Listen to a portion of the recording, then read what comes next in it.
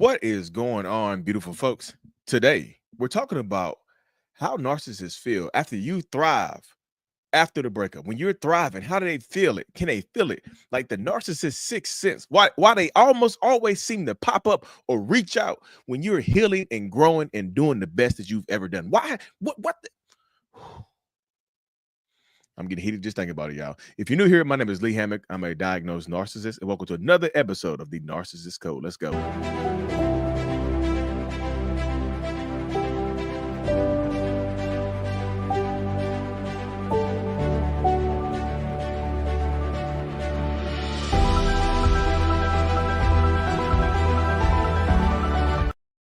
Wow. Welcome back, folks. Welcome back. Welcome back. Yes. Why is this damn near always the truth, right? Why do narcissistic people, toxic people, almost always seem to reach out to you like when you're healing and you're growing, when you're thriving after the breakup, regardless of who broke up with who, regardless of how it ended? Why? It's like they have a sixth sense. And I talk to people about this all the time too, right? This is one of the conversations I have with a lot of people about how narcissistic people, damn near always seem to pop up when you're healing and you're growing and whatnot, y'all. This is the truth, you know. As you're healing and you understand how narcissistic people operate, you come to understand that they can. It's like them. They can feel it. They can feel it when you're healing. They can feel it. Like seriously. Yeah, so seriously, I do feel like it's a sixth sense. It's like when you're healing and moving on, you've gone no contact. You've been months without speaking to this person. You haven't dealt with this person at all. You haven't talked to them. And like the narcissist is like, imagine a narcissist waking up from their like narcissistic hibernation, like their slumber. They're sleeping in a little narcissistic cave. They're like, they feasted on a lot of empaths. They're nice, fat, living in a cave or under a house in some insulation, like a bear.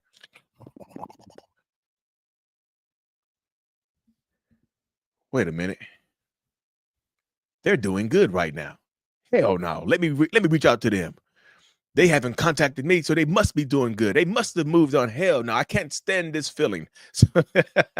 So some of them will wake up from their little hibernation and reach out to you to bring chaos into your life, right? This happens a lot of times when you're dealing with an narcissist. Let's be real. This happens so much when you're dealing with a narcissist. It's one of those things that happens so much when you're dealing with an abusive, manipulative person. They continue to come back into your life. They continue to dabble and mess with your head. They do all of this stuff when you're healing. And this is why you have to fight. This is like a test. It's like damn near, I don't know if you don't have to be a believer to believe this right here. But if you're a believer, it's kind of like somebody's testing you. So somebody's testing you from above or below, right? Above or below. What's going on, April? To test you to see if you're going to see how much you heal. Right? They'll try to come back into your life to disrupt your peace, to disrupt your healing, to be an agent of chaos. Like Sarah just said, to test the waters. Absolutely. They'll come back to try to test the waters. A lot of times I saw a post one time, like they sometimes they your toxic ex sometimes reaches out to you to see if you're still stupid. I saw a post like that on I think it was on Twitter. So don't like if they don't like it when you're thriving, right? Narcissists feel bad when you're thriving after a relationship, after a breakup. That's just the truth, right? That really is just the truth. They feel bad after the breakup, and you're thriving because it makes them feel less than. You like that. And the crazy thing about it is, y'all, when I say thriving after the breakup, it doesn't necessarily mean that you have to move on to someone else, right? It doesn't mean that you have to be in a new relationship, right? It doesn't mean that you have to be in a new relationship and whatnot. Like seriously. Like you can be thriving on your own and healing on your own and doing well.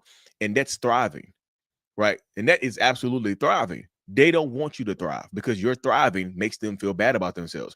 Your healing makes them feel bad about themselves. Like, especially if you're doing better, like if you do happen to move on, they're always doing, and they find out you moved on and they know or hear about your partner.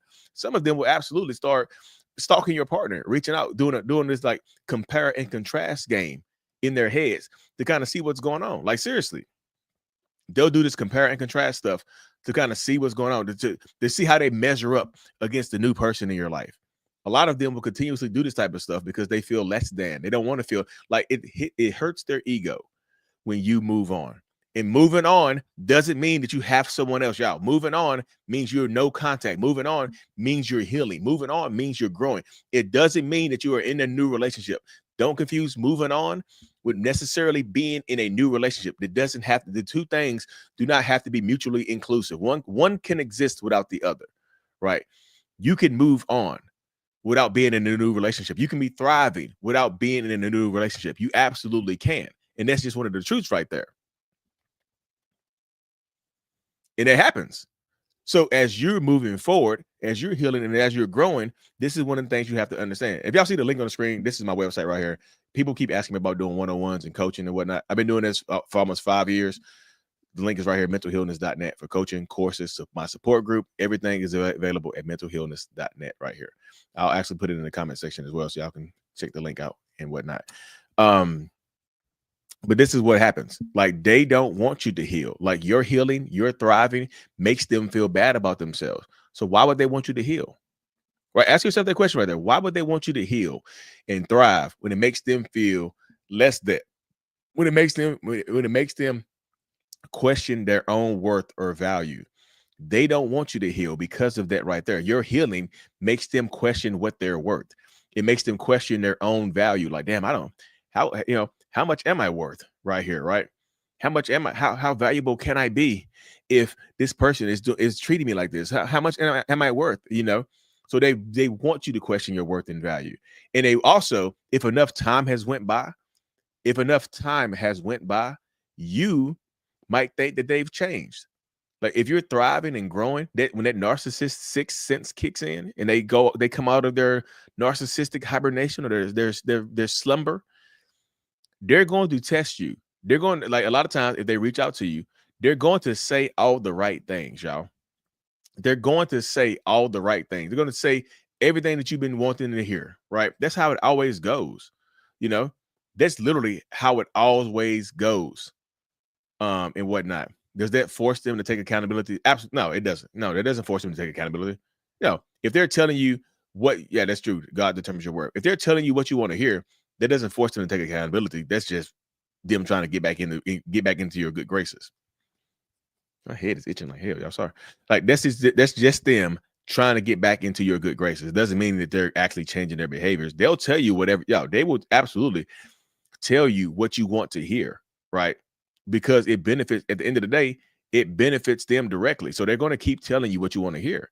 So when that narcissist sixth sense kicks in, that's part of what you have to understand. You have to fight it.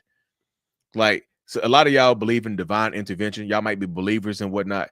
You might be believers and all this other stuff. And then you come out of nowhere. You might be praying one night, right? You might be praying to the Lord. You might be praying to God. You be like, dear baby Jesus, dear 8-pound, 6-ounce, sweet baby Jesus, with your little Jesus feet, your little Jesus arms, please send me a sign that I'm healing and growing. Please send me a sign. And then your narcissistic ex happens to reach out to you the next day. You be like, that's the sign I was looking for. No, it's not.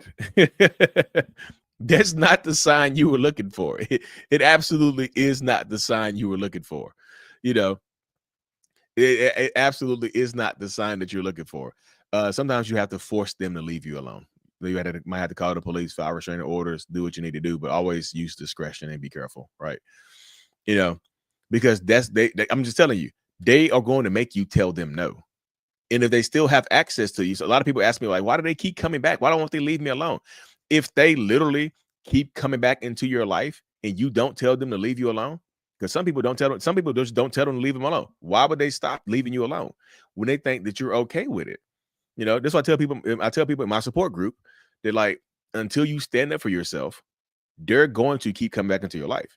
They might not leave you alone even after you tell them to leave you alone, but at least you said it. If you don't say it, why would they leave you alone? That's the mentality.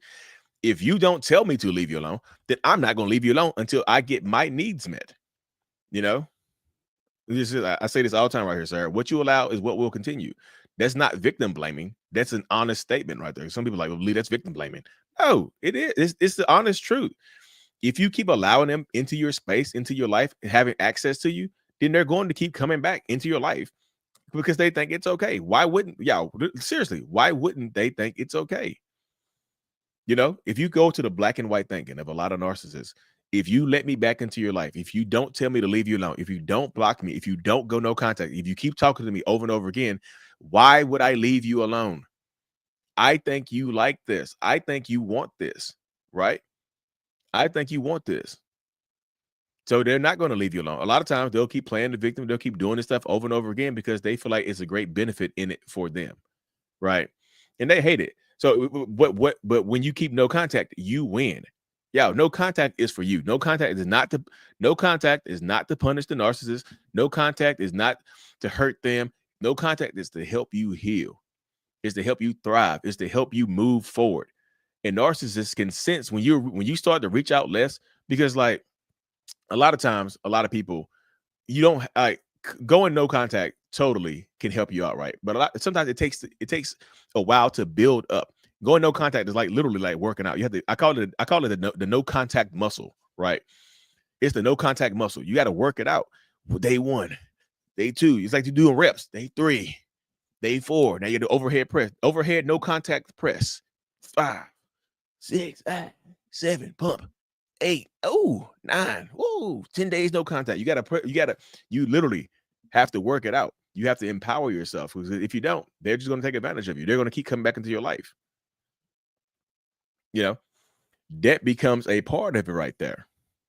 You know, at the end of the day, it's not about winning or losing. I mean, that can, if that helps you out right there, sometimes you have to, what I tell people is sometimes you have to reframe what winning looks like for you, right? What winning looks like for you, right? No contact for 53 days. Yeah, good for you. But like I said, they don't want to see you thrive, y'all. Your thriving, it makes them feel bad. How about this right here, y'all? Your thriving is their karma. How about that? What's going on, Julissa? How about that? Your thriving, you moving on, you moving forward is their karma. Why can't that be the truth right there, right? You know, yes, most narcissists are absolutely insecure. A lot of narcissists have these huge inflated egos, but it's like a huge fragile ego. It's like a big ass pane of glass. You know, it's big, but it's easy to break. All it takes is a little rock, right? All it takes is a little rock. But this is the space that so many people fall into, y'all. They don't want to see you thriving. So just thrive. Look, one way to heal and to just say bump the narcissist, your narcissistic ex, is to go out and do all the things that they told you could not do. The things that they said you can't do, go out there and do. They didn't want you to thrive unless they could take credit for it. So go out there and do it. They told you, no, you cannot thrive. No. You're not with them anymore. The narcissist is kind of like you meditating. The narcissist is no longer with us. It's like like you're doing a little Ouija board, little empathetic Ouija board. Like your hands are going everywhere. Like, ooh, is anybody moving this, or is it moving on its own? The narcissist, is the narcissist with us? Is the narcissist with us? No longer here. It's gone.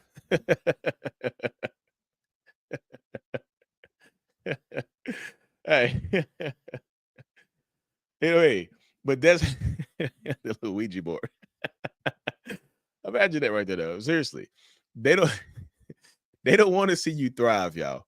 They might use their sixth sense to try to control that Ouija board, tell you to reach out to them, tell you to contact them, right? Tell you to come back into their life.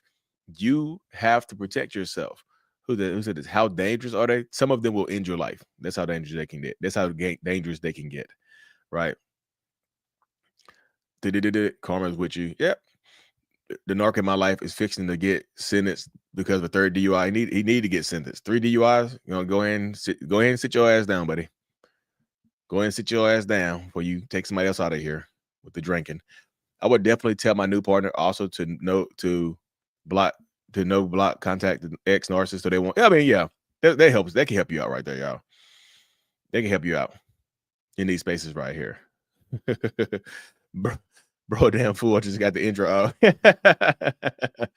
Yeah, I'm just saying, y'all. This is the mindset though. They don't want you to win, right? Because your winning hurts them, especially if y'all not together. They'll start feeling like, look, in order to make themselves feel better about you leaving them, some narcissistic people will actually start to just say, hey, look, you're only winning because of me. I knew you could do it. You know what I mean? I knew you could do it.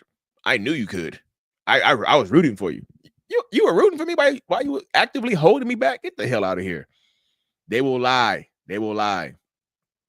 Since finding you, I followed closely. You should know that you're the absolute best information about. Oh yeah, I appreciate that. Not to mention easy to look at. Oh, if I wasn't black, I'd be blushing right now. Appreciate it. I appreciate the support for seriously. Why did block? Why block you, then unblock you, and threaten to block? You might as well go ahead and block them. It's a game, y'all. It's a game. I'll do a little question and answer real quick before I have to hop off, y'all. But it's absolutely a game.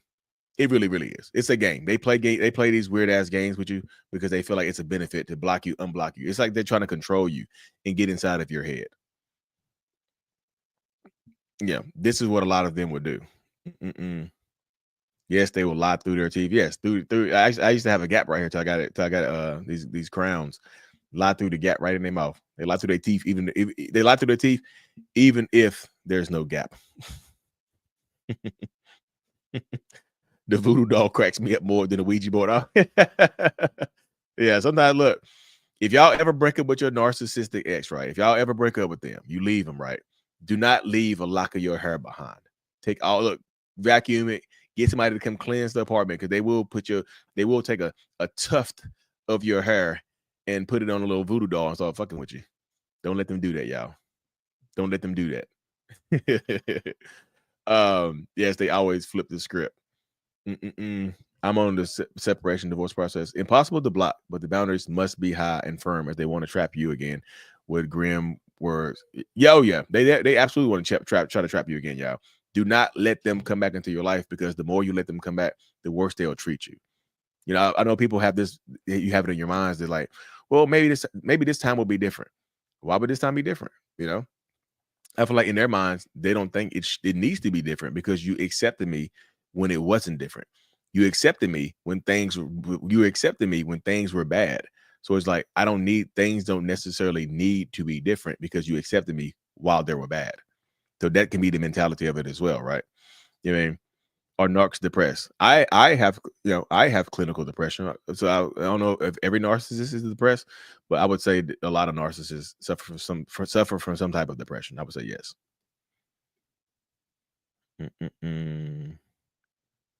He's still coming for me 14 months after divorce. He really cannot stand see me. Oh yeah.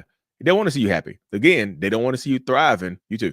They don't want to see you thriving after the relationship because it makes them feel bad. A lot of times they claim ownership over you, right? And because they're claiming this ownership over you, they don't, like I said, because they're claiming ownership over you, they don't think you deserve to be happy without them. Like nobody gets to play with you. Nobody gets to mess with you. It's kind of like they think you're a toy or whatever. So they claim this weird type of ownership over you to keep messing with your head in order to try to get you to keep coming back and forth to them. And like if y'all have kids together, they'll definitely try to spread rumors to the kids or try to love bomb your kids, try to turn the kids against you. They'll keep messing with you. This is one of the things that they do. They'll keep messing with you. They'll do stuff like this over and over again because they're in their minds, it's a benefit to keep messing with you, right? Good advice as always. Appreciate it. Coercion common with narcissists? Yes. Actual coercion. It could be common with a lot of narcissistic people. Not every single one of them, of course, because no two narcissists are the same. But it could be, a commonality right there. He told our son he spent $20,000 on his attorneys to keep me in court for the next 2 years. Is that true? Or is he lying to your kid? Why would he tell your son that? Like, that's just weird right there. They tell the kids that type of stuff is weird. Again, y'all, my courses, my community, everything, courses, support group, everything is available at mentalhealness.net right here, y'all. Mentalhealness.net. They feel your successes are also theirs. Yes, if they can't take credit for your success, they try to hold you back from it, right? They try to hold you back from this type of stuff right here. Do all narcissists cheat? So I can't speak for every single narcissist, but I would say most narcissists cheat. I don't think all narcissists cheat. There are people who are going to just like, Lee, that's a lie. All of them cheat. Yeah, we haven't met or known every single narcissist. Some narcissists don't have the ability to cheat, right? Would they cheat if they could? Some of them, yeah. I don't think all narcissists cheat. Yeah, but I do have to hop off this thing, y'all. Coaching, courses, everything available at mentalhealness.net. Y'all be safe. Take care of yourselves. Take care of each other. Hit that subscribe button if you haven't already, y'all. I appreciate y'all rocking with me. we'll be in touch.